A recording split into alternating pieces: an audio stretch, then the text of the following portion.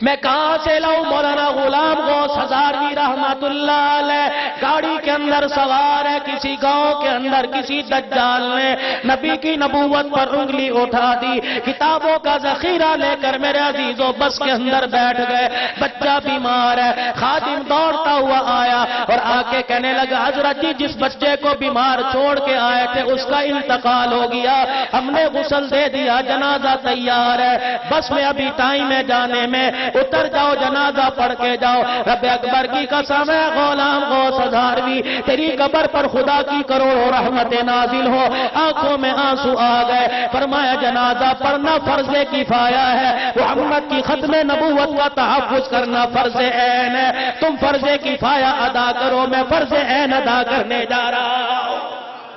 میں کہاں سے لاؤں؟ غازی علم دین شہید رحمت اللہ علیہ، اللہ اکبر۔ اسی امیر شریعت کی تقریر کو سن کے اس کے رسول نے اللہ اکبر دل کے اندر چنگاری شعلے میں تبدیل ہو گئی، گھر کے اندر آیا، شام کا وقت ہے، ایک چھری کو پتھر پہ تیز کر رہا ہے، اماں بوڑھی تھی اٹھ کے بیٹھ گئی، کہنے لگی او بیٹے جوان ہو گیا، آج تک تو نے چھری سے کبھی پھل نہ کاٹا، اس طرح تیار کر رہا ہے جس طرح کسی کی گردن کاٹنے جا رہا ہو۔ غازی علم دین شہید کی آنکھوں میں آنسو آ گئے، اماں کے سینے سے لپٹ کے کہنے لگے اماں گستاخ رسول دندناتا پھرے، میں گھر میں روٹی کھاتا پھروں، اماں روزے والے سے وعدہ کر لیا ہے، اے روزے والے پیارے نبی اس وقت تک روٹی نہیں کھاؤں گا جب تک تیرے دشمن کو جہنم میں نہ بھیج دو۔ مائیں مائیں ہوا کرتی تھی، غازی کی ماں نے یوں نہیں کہا یہ مولویوں کا کام ہے، یوں نہیں کہا مولانا عبدالقدوس نقشبندی کا کام ہے،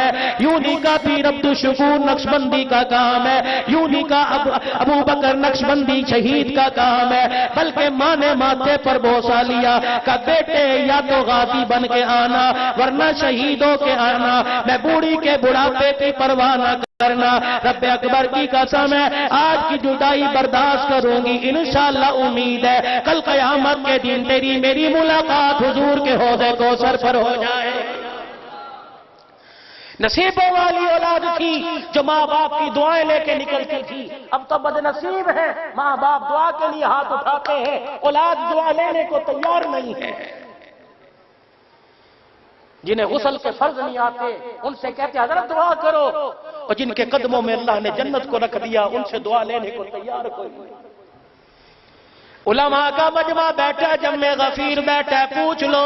میرا میدان کہتا ہے انبیاء علیہ السلام کے بعد سب سے زیادہ جو دعائیں قبول ہوتی ہیں وہ ماں کی قبول ہوتی ہیں۔ میں اس واقعے کو ادھورا چھوڑ رہا ہوں پھر عرض کروں گا، مجھے ایک ماں کی دعا ایک بچے کے حق میں یاد آ گئی۔ قاضی احسان احمد شوج آبادی رحمت اللہ علیہ بیت اللہ کا طواف کر رہے ہیں، طواف کرتے کرتے اماں کو ساتھ طواف کرایا، اماں جان تھک گئی، اللہ اکبر زمزم پلایا، مقام ابراہیم پر نفل پڑھائے، اماں کہنے لگی چل بیٹے صفا مروہ کر آئے، کہ اماں بوڑھی ہے تھک گئی بیٹھ جا تیرے پیر دبا دوں، اس کے بعد جب طاقت بحال ہو جائے گی کر لینا۔ قاضی احسان احمد مجاہد اسلام ہے، قاری قرآن ہے، قرآن کا خادم ہے، اپنی ماں کے پیر دبا رہا ہے، دباتے دباتے اپنی ماں کے پیروں تک پہنچے، دونوں پیروں کو جوڑ کر اپنے چہرے کے سامنے ایسے کر لیا جیسے آئینہ دیکھا کرتے ہیں، اپنے ماں کے پیروں کی تلیاں چوم کے آسمان کی طرف دیکھا،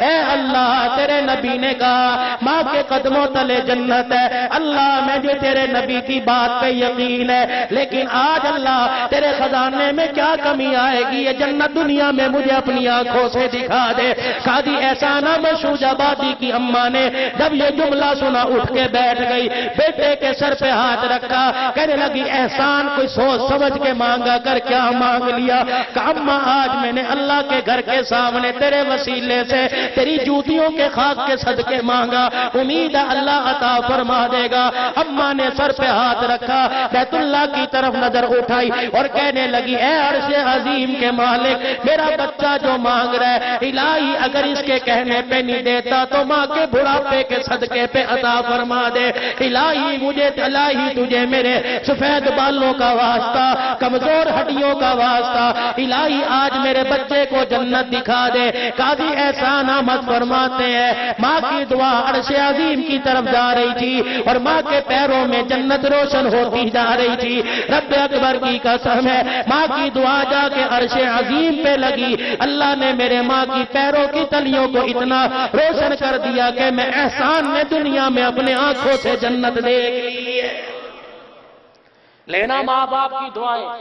نقشبندیہ اجتماع میں آنے والوں، ختم نبوت شہداء اسلام کانفرنس میں آنے والوں، میرے بابو آج گھر جانا، آج ماں کے پیر پکڑ کے اللہ سے معافی مانگ لینا۔ ابا بستر پر سفید داڑھی والا سو رہا ہو، کہنا آج ابا تیرے کندھے دبانے کو دل کر رہا ہے، ابا کے کندھے دباتے دباتے آنکھ کو پرنم کر لینا اور کہنا اے عرش کے مالک، اے دو جہاں کے مالک، سارے جہاں کے مالک، میں نے باپ کے کندھوں کو نہیں پکڑا بلکہ جنت کے دروازے کو پکڑ لیا ہے۔ ماں کے قدموں کو پکڑ کے دعا کرنا، الہی میں نے ماں کے قدموں کو نہیں پکڑا بلکہ جنت کی چوکھٹ کو پکڑ لیا ہے۔ الہی اس وقت جنت کی چوکھٹ کو نہ چھوڑوں گا جب تک اللہ کریم میرے لیے ہدایت کے فیصلے نہ فرما دے، میرے گناہوں کو معاف نہ فرما دے۔ دیوانوں ایک فقیر کا جملہ لے کے چلے جاؤ، ماں جنت تمہارے گھر میں ٹوٹی چرپائی پہ لیٹی ہے، اندھیرے کمرے میں لیٹی ہے، خراب پنکھے کے نیچے لیٹی ہے۔ آج اس ماں کی جوتیاں اٹھا کے دعا کرنے لگ جانا،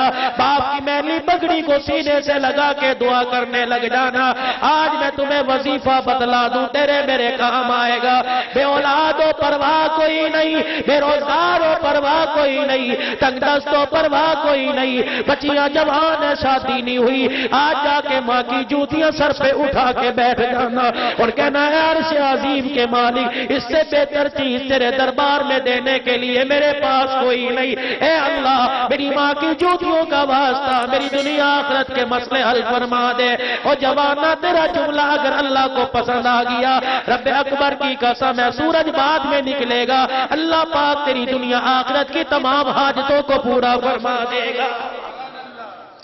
کر لینا آزمانے کی نیت سے نہیں، آج کر لینا جا کے۔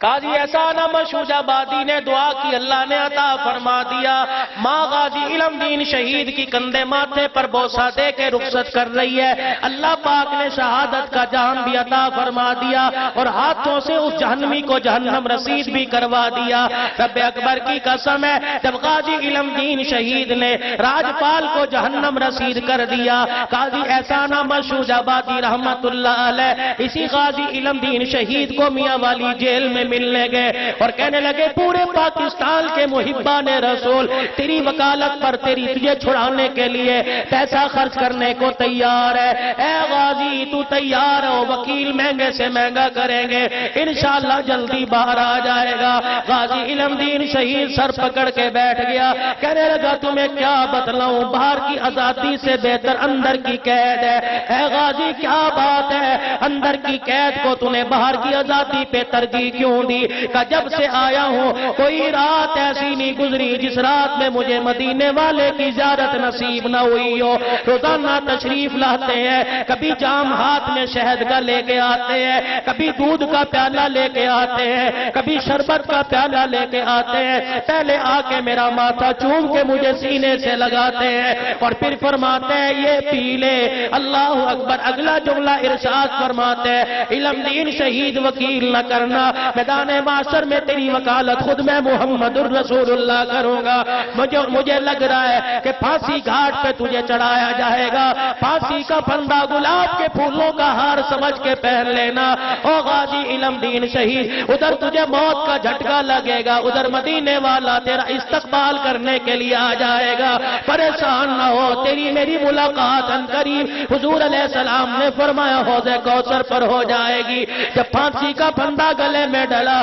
میاں والی سے میرے عزیزوں ایمبولینس گاڑی کے ذریعے لاہور لایا گیا۔ اماں کو پتہ لگا تیرا بیٹا جام شہادت نوش کر گیا، اماں کی آنکھ میں آنسو آیا، کہنے لگی یوں نہ سمجھنا سہارا چھٹ گیا بلکہ یہ خوشی کے آنسو ہیں۔ اللہ اکبر۔ جب صبح صبح تانگا جوتتا تھا، گھوڑا تانگے میں لگاتا تھا، میں دروازے پہ کھڑی ہو کے کہتی تھی نکمے تو نے ایسی دنیا گزار دی، ایسی زندگی گزار دی، اور نکمے تیرے تانگے تانگے میں 5 آدمی نہیں بیٹھتے، دنیا کیسے گزارے گا؟ اللہ اکبر۔ جب غازی کا جنازہ گھر آیا، اما جان نے اللہ غنی چہرے سے چادر ہٹائی، ماتھے کا بوسہ دے کے کہنے لگی میں تو تجھے نکما سمجھتی تھی، تو نے وہ کام کر دیا جو بڑے بڑے عقل مند نہیں کرتے۔ پرائمری تو پاس نہیں تھا، 3 آدمی تیرے تانگے میں نہیں بیٹھا کرتے تھے، آج میں نے دروازے پہ کھڑے ہو کے تیرا جنازہ کندھے پہ اٹھانے والوں کا ہجوم دیکھا۔